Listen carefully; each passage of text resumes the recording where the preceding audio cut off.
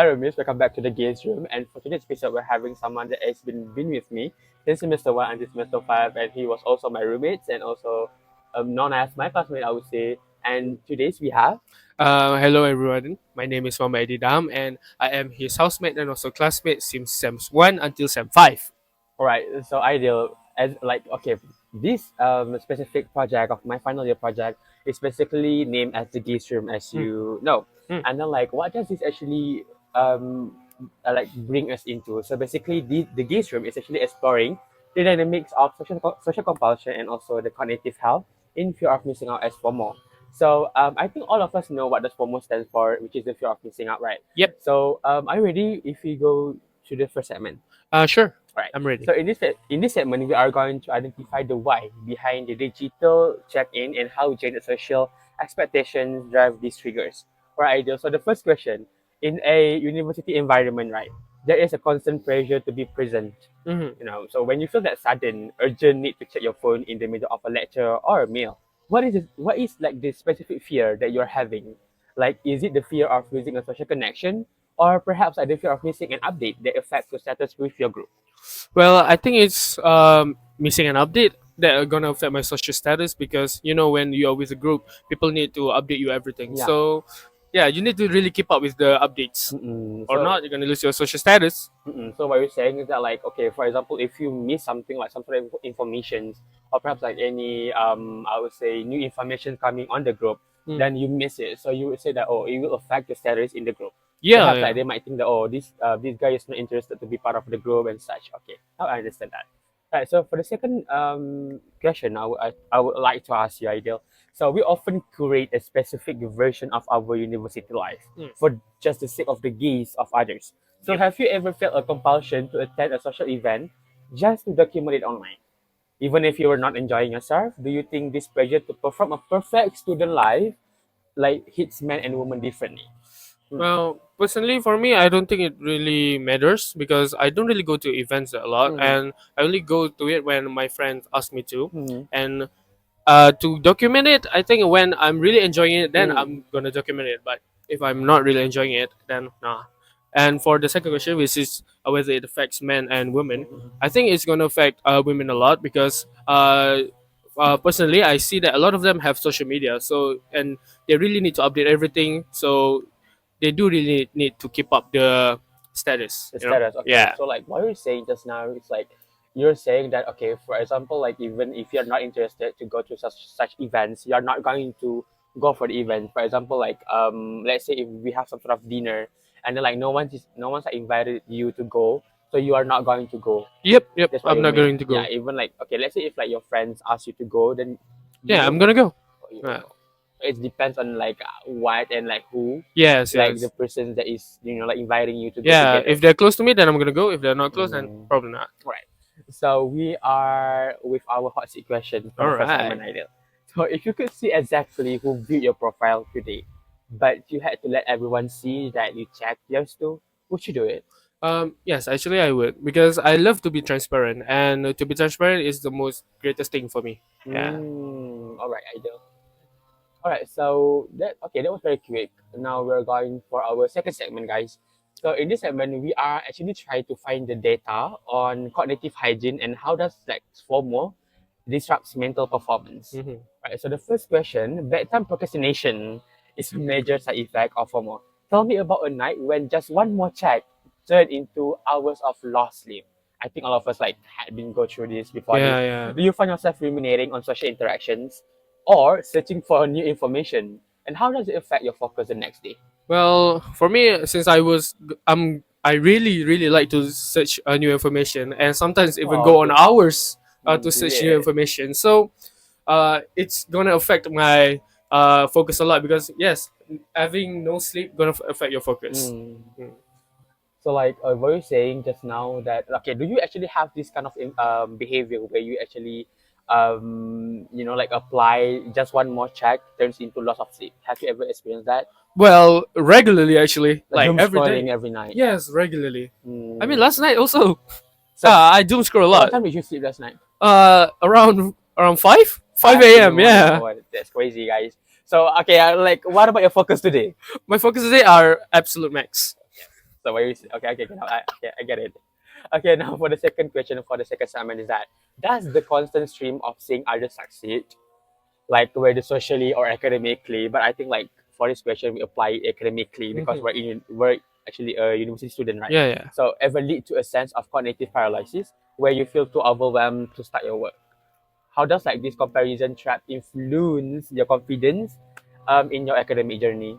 Well, when seeing everybody up and do their work first, Mm, right? I feel this immense pressure, and this immense pressure turns into more procrastinating. mm, And I believe it is a common that's thing, fact. Yeah. Mm, common thing for people to mm, feel. So for me myself, when I see people have done their work and they mm, keep asking me, "Hey, when you gonna do this work? When you gonna do this?" The pressure just keep going immensely mm. uh, increased. So I can't really, do my work anymore because of that. Because you feel like you feel very overwhelmed of like what Yeah, others say and what others did already about their work and such. yeah, yeah. And I feel Mm, like I need to be perfect. So when you mm. need to be perfect, you are immensely pressured. All Mm. right. Okay. That is such an interesting answer Mm-hmm, coming mm-hmm. from you. I didn't expect that. However, so now we're having the hot seat question for the second segment, Ideal. All right. So just imagine that it's 2 a.m. in the morning and like you are exhausted, Mm-hmm. right? So like you just came back from what a night event, a dinner and such. So you feel very exhausted. And like a notification pops up like saying something happened. Do you open it immediately or wait until in the morning? Okay, now personally, that depends on the person. If it were my immediate family, then I'm gonna open it. But if it were someone like friends and strangers that I just know right No, yeah. now, Mm. yeah, I would probably not open it and just wait till the morning because whatever that they say probably is not as important as when my family gonna update me. Wow, Uh, okay, okay. Well, that's very opposite of me because one thing about me, I'm gonna check it right away. all right. All right, so now we're on our third segment, which Okay. is like this segment is basically like how do we identify like this distinct coping mechanism as Mm. the purpose of this project. All right, so the first question for the third segment is that when you see a group of friends at an event you were not invited to, what is your immediate behavior response? Do you feel a compulsion to immediately seek out a different social activity just to level up the playing field, or do you tend to withdraw internally? Well, I think if they were my close girlfriends, and I would withdraw internally. But if there were like just some people that I just knew right now, then I would just go to a different social event. Mhm. Mm. So like, do you actually like macam seek out like a different social event to actually like level up the playing field? I would Mm. seek different social event, but not Mm. really to level up the playing field. I just Mm. want to enjoy myself. And yourself, so Mm. you are not. So what you're saying is that you don't really feel like the FOMO, Yes, even yes, though you're not getting invited to. yeah. I don't really feel like the FOMO Mm. because All right. it's kind of pointless for me. Right. So for the second question, Ideal. Well, we're going very fast, yeah. Yeah. So research suggests that women often use social media to maintain safety nets, Mm-hmm. while men may use to climb status ladder. Mm. Looking at your own habits, right? Like coming from you personally, which of these resonates more with your FOMO? How does that shape you, the way you interact with your group chats? Well, I think it's I'm more related to the women, Female, yeah? yeah, Uh-huh. to the female Hmm. experience because I really like having safety nets Hmm. and even in the group chat, the thing, the comfort of having people around is Hmm. already enough for Hmm. me, and I don't really need to level up my social status. And when in a group, even though I don't reply, I just know that these people are with me. Hmm. All right. Now we are having the hot seat question for Ideal again. So now you see a group of photo of hangout you were not invited to. Hmm. Do you like the photo to show that you are prolific, or do you scroll past as fast as possible? Uh, I would just like it because like it doesn't Oh, really affect me that much because sometimes they have their life too, right? So I would just like it and then move on, go on with my life. It's not really that wow. deep. Okay. Okay. It really okay. Get me, guys. So now we're having on our last segment, and okay. So this segment kind of basically just like how subtle findings on self-identity and how different genders talk about each other's habits. Hmm. So when you're talking with your friends about a big night out that you missed, okay. So how do you usually play it off? Do you find yourself making excuses like, "Oh, I was just too busy catching up with my own work," or like, "Oh, I had like some sort of like family problems to attend," or do you like comfortable just to say that you feel left out? Mm. I think I am really comfortable to say that I'm left out because I'm really transparent. Transparent. So I would just say that, hey, why did you guys leave me out? Or Mm, why did you guys not invite me mm, if they were close to me lah? mm, If they are not, then I would just make an excuse. mm. Depends on the affection.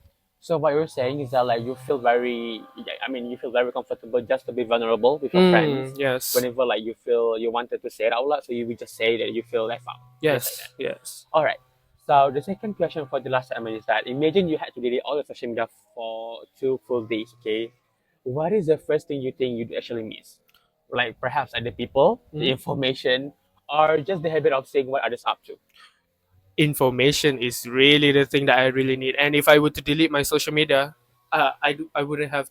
I don't have anything to do. I need new information every day. But that does not mean that I need to see What other people's people's up? what other people's are up to. Just So, information. so what you're saying just now is like you are like more leaning towards like wanting to know what's the updates of the current news. Yes, It's not yes. about the people. It's not about what other people do. Yeah, it's not about other people. You're not very I would say you're not very keeping up with the influencers No, or no, artists or celebrities. no, no, No. not at all. So all you prefer just like to have some sort of like new information to acknowledge. Yes, yes. New information Wow. to know. Okay. Mm-hmm. So now we're having our hot seat question for this All last segment, right. guys. So if a dislike button existed on social media, would you use it more to express your honest opinion, or would you be too afraid, of the social fallout? Again, transparency, guys. So I would really like a dislike button because I would dislike many people. For their opinion, and for my own opinion, I would like to dislike their opinions. So yes. So what you're saying just now is like if you don't like this specific information coming out from this specific person, Huh? you will just going to dislike the button. Yes, easily, just like that, Oh, just to show that I disagree with them. you're very transparent. So you, Yes, you don't really feel like like the fear of like, oh no, what if like the people hates me too because I'm doing this? I don't care. Or you don't care. Okay, Yes, you don't care. Because there is one of the very, I think, a very major habit that you have to apply to yourself. You don't have to care what people see you, like how people see you, like what people think about you. yes, Whatever you feel like you wanted to do it, you will just do it. yes. I will just do it. Period. So that is just like a perfect way to end this episode of the podcast with Aidil. And with that, thank you so much, Aidil, for coming to my Okay. podcast. Thank you for A inviting very me. good friend of mine. Thank you. Good luck with your FIP. Mm. Ciao. That.